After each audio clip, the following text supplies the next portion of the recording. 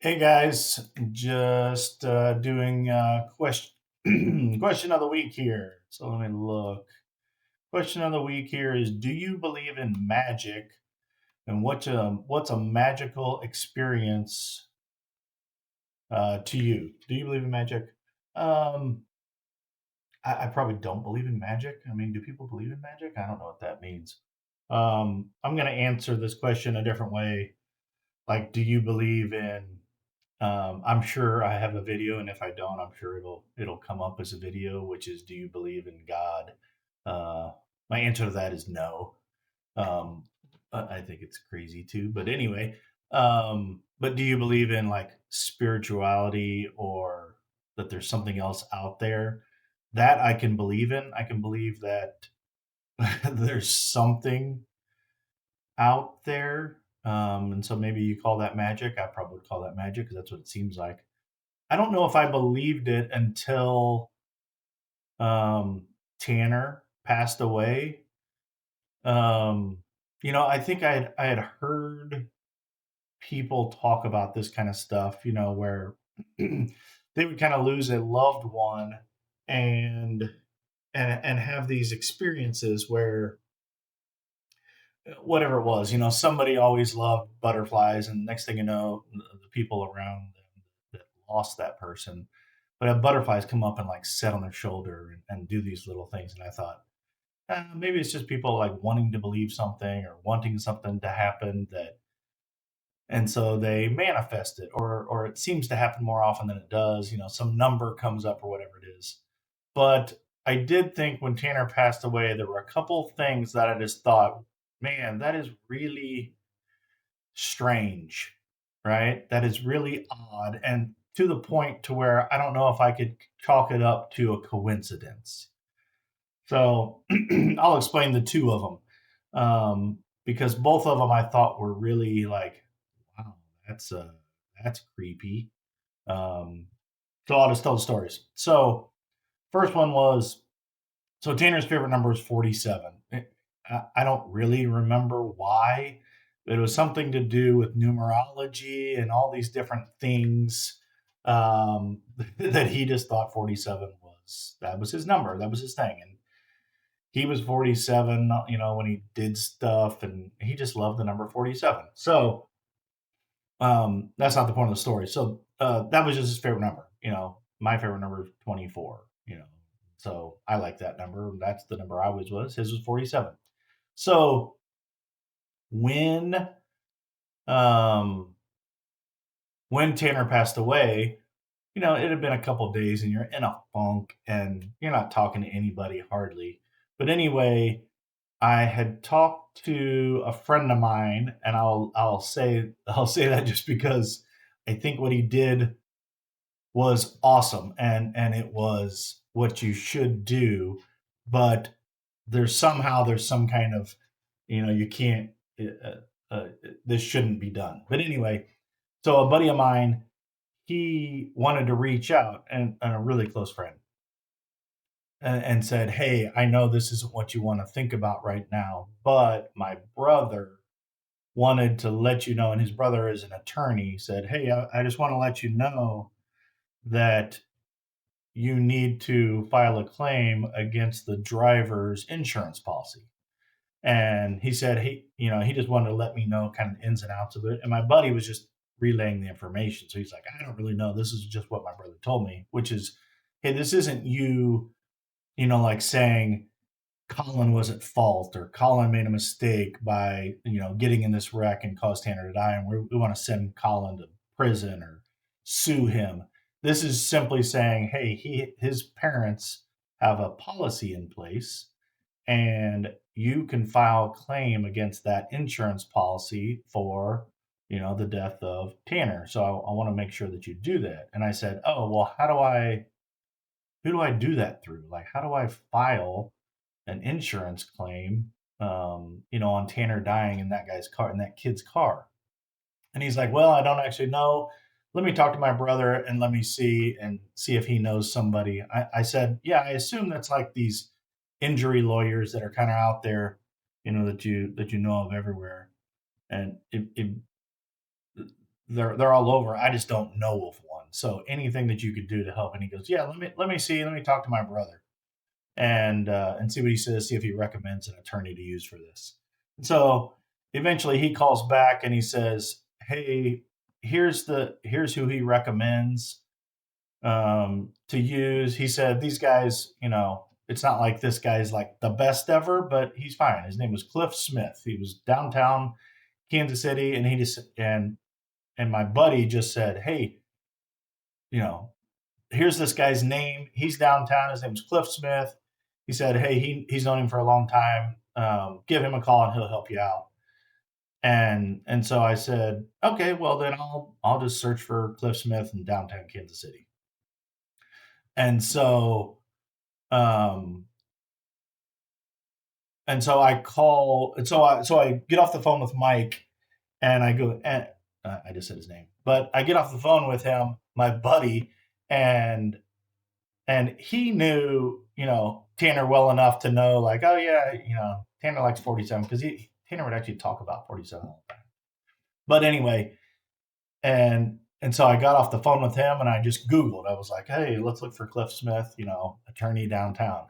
So I pull up, the very first thing that comes up on the screen is Cliff Smith, attorney at law, blah blah blah, downtown Kansas City. I'm like, oh, this is the guy. Let me look for his number. So I pull up the number, and his phone number is 816-847-4747. And I just thought it, like, was weird, like, huh, well, I think I found the attorney that I'm supposed to use. Because minus the area code and one number, the whole thing is 47s, right? There's three 47s in it. 816-847-4747. So I thought that was funny. So I actually called Mike back immediately, and he was just kind of like, hey, what's up? And I was like, hey, you know how Tanner's favorite number, do you remember his favorite number was 47? He's like, oh yeah, I think I do remember that. He's always talking about it, and everything he's ever, it's got a number on it. So I've got 47. I'm like, yeah. I was like, did you look up this Cliff Smith's phone number or any of his information beforehand? No. He was like, no, I just called you. I was like, you want to know what his phone number is? And he's like, sure. And I said, 816-847-4747. And he just goes, dude, the hairs on the back of my neck are standing up. He's like, what? He's like, that is freaking weird. And he's like, the weirdest part is that my brother could have given me any of the 10,000 attorneys in the city. Yet the one person that he recommends, his phone number is 847-4747. He's like, well, yeah, I think that's the right attorney to use. And so we used him, and he was great, and he got, it wasn't anything that I could get, but he got um, Haley some money, out of that thing. She did end up giving me, I think it was $5,000, kind of for helping her out, which I actually thought was a little crappy to be like, wow, okay, well, but anyway, that wasn't the point of me doing it. It was kind of like, hey, the money's sitting there and it's in an insurance policy. This is what it's for. You might as well take advantage of it. And that was what my buddy's brother was saying. It's like, hey, this isn't to be mean or anything. It's just there's money sitting there in these insurance policies for this purpose, so you might as well just take it. I mean, it's coming from Nationwide Insurance or Progressive or some big company. It's not coming out of, anybody's parents' pocket, and they're having to pay for this or anything. So that was my first thing that I thought, that's freaking weird. And then the second thing was, I really wasn't doing anything after Tanner died. You're just kind of in a funk. You don't do anything. So we had this trip planned to Colorado with Dave and Brenda Vanagans, Jen's sister, and my sister-in-law and brother-in-law. And we went to Colorado, and I wasn't really up for it, but I was like, I need to get out of the house. I'm gonna go. I haven't been out of the house and done anything. And so we drive there, no big deal. We get to, what was the resort? It's kind of a smaller resort. Anyway, so we get to where we're staying, near all the resorts in Colorado. And we go inside this pizza joint. We're gonna get, something to eat because it was like 4 o'clock and we've been on the road all day. So we go in there and I was like, "Hey, I'll get drinks. What do you guys want?" Because there was a little bit of a wait. So I said, "Hey, Dave wants a beer. Girls want this and glass of wine, whatever." So I was like, "Man, haven't been out. This is pretty crazy. Just being around people because you're just kind of cooped up because you're just you know in a funk as you should be from losing a child." But so I finally get out and I order the 5 or 6 drinks or whatever it was, and a couple of kids got cokes or a water or iced tea or something.